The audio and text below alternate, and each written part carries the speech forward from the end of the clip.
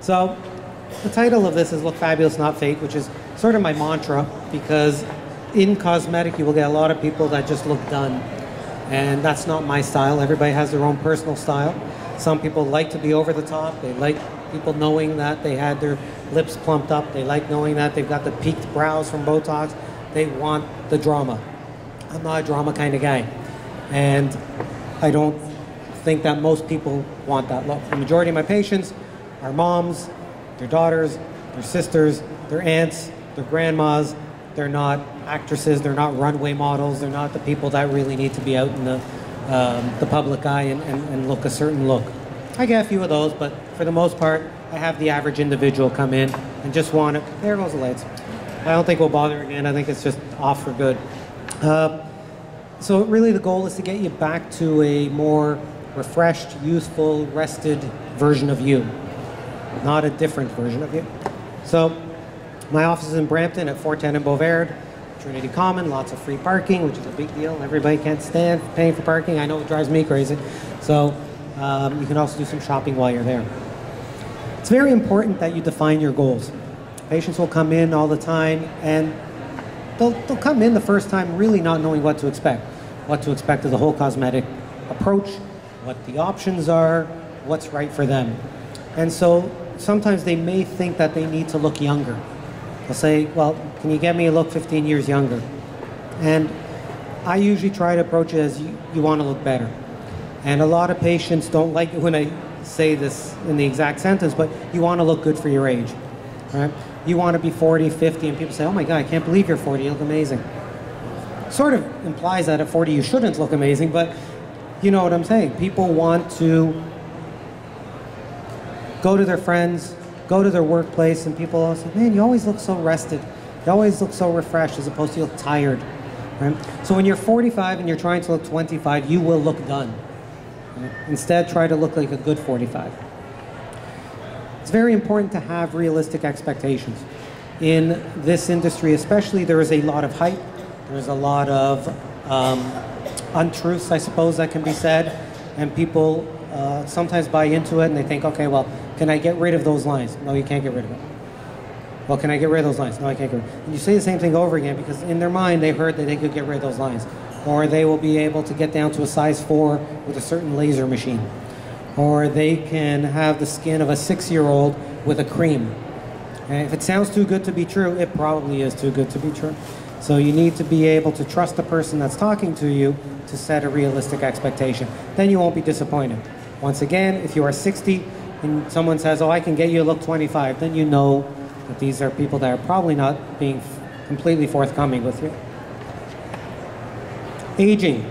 What contributes to aging? Well, first one's what we call intrinsic. Genetics, right? Who your parents are. It's often important to look at your parents and you get an idea of what your skin's going to look like down the road. My mother is 79 and looks amazing. My father doesn't have quite the same luck with his skin, and I, of course, get my father's genetics. So I have to use the Botox and the Restylane to look like my mother. Time, of course, has an effect, right? Can't turn back the clock. And again, if we try to, it's not going to look right. Then there's things we can do, which we call extrinsic factors. Smoking, obviously. A lot of people are not aware that smoking will damage the skin equally as sun. And so people think, well, I'm not in the sun while you smoke, and that's just as much damage to the skin. The other benefit, of course, of quitting smoking, to your pocketbook, you'll save $3,000 a year. You'll reduce your risk of lung cancer, breast cancer, all the other nasty stuff. So there's a lot of reasons to quit smoking. Too much sun exposure, obviously, especially in lighter skin. I have a little bit more protection than someone that is Irish. So you always want to be careful to not have even just one bad burn is enough to cause significant age spots that are very, very difficult to get rid of down the road. Lifestyle and stress, everybody knows that, right? Someone goes through a stressful procedure, a divorce, a death in the family, and they age in 6 months, they've aged 10 years. Okay? And the standard medical approach is, oh, no, stress doesn't do anything. Well, stress kills you. We know this, right? So obviously, try to prevent, and if you can't prevent, then we can move on to some treatments that will improve you. Very important to find the right doctor, okay? And the first thing is, you see there is the internet is not a doctor. I love the internet. The internet's fantastic. I use it for everything, and I actually am happy that patients use it before they come see me.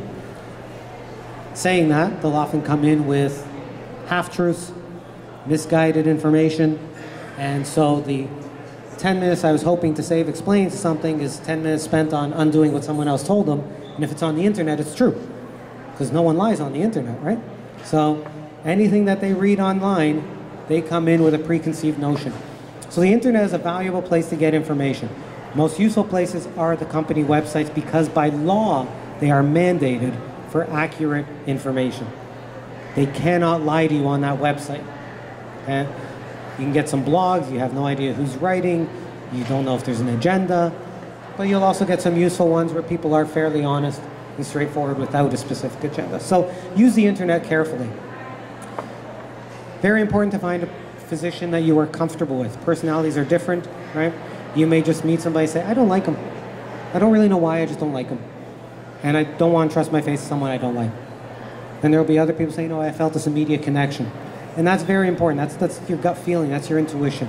And don't ignore your intuition. Okay? Your intuition is usually right. Make sure that they're listening to you. Make sure that they understand you, that they're hearing you. They understand what your concerns are. They don't want to placate you. They don't want to tell you things just to make you happy. But you do want to make sure they've heard your concerns. You want to make sure that they're knowledgeable, that they've had proper training, that they're continuing to get further seminars, and they're what we call continuing medical education. There's always learning. I've been doing this for years. I train doctors across Canada. I train for the company. I inject people at the company. And you're still always learning. Anyone that thinks that they are beyond the learning stage has gotten a little bit too proud of themselves. Okay? So you always have to make sure that people are continuing to improve their skills. The way I inject today is different than the way I injected 3 years ago. All right? So there's always an evolution. There's always a knowledge to be gained. Experience. And the other one's artistry. A lot of people will come to me and say, well, why are you so many dollars a unit for Botox when I can get for $7? Why should I pay that for Restylane instead of $400? Well, there's an artistic component to it. You are not buying a syringe of Restylane. You are not buying a unit of Botox. You're buying a procedure. You're buying a craft. You're buying a sculpting. And that's very important to understand, especially with the fillers. You truly are sculpting with the fillers, and you want to know that somebody's got the artistic eye, that they understand shadows and angles. And when I train doctors, I know this one's got it. They understand the art of it, and the other, you can teach them till you're blue in the face, but they just don't get it.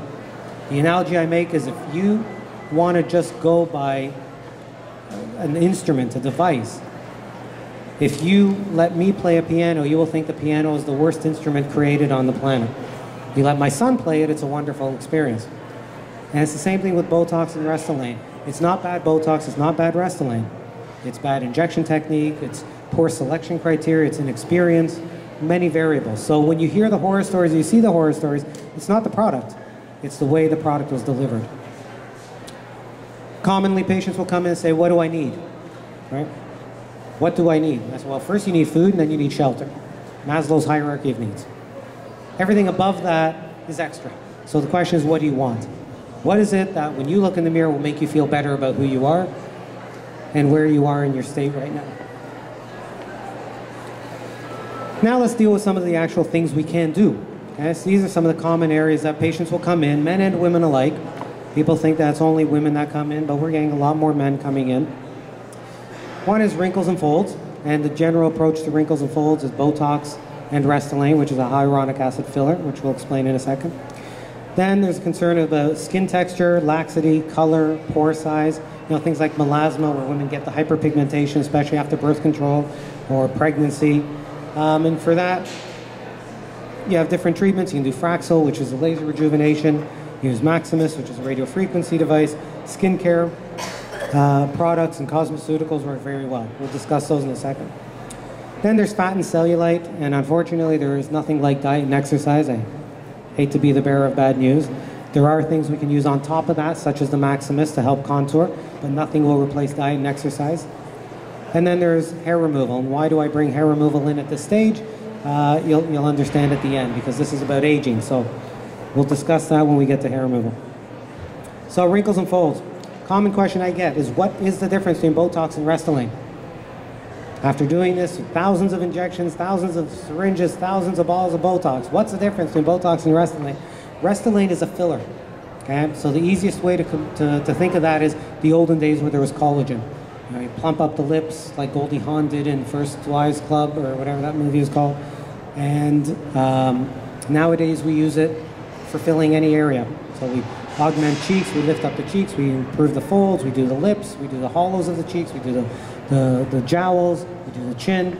So anywhere we want to plump things up, that's where we use Restylane. Botox is a muscle relaxant, so it's for dynamic wrinkles, wrinkles that come when you frown, when you smile, when you animate. When those muscles are moving, that's where we use Botox, to stop the muscles from moving and therefore not creating any lines.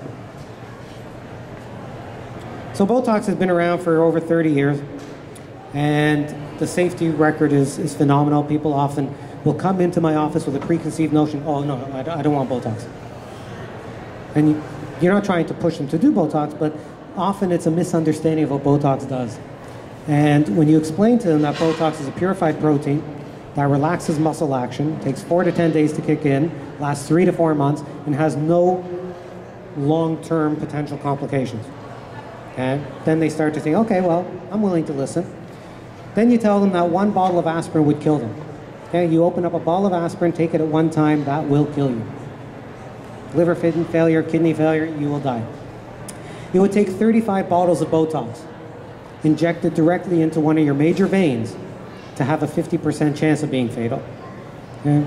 So the safety profile of Botox is far greater than most medications that people use on a day-to-day basis. Botox is used mostly for what we call the glabella, which is the frown lines up here, and the smile lines. We can use it in other areas. I'm going to show you some pictures in a second, but we can use it down in the chin. We can use it down to reduce the marionette lines. And on average, it will last 3 to 4 months. The longer you do it, the longer it lasts. So people that have been with me for 6, 7, 8 years, they'll find that, oh, you know what, I'm not coming in 3 times a year anymore. I'm coming in once a year or twice a year because they're getting long-term benefit. You actually retrain the muscle, so you stop doing that action because you're not able to do it.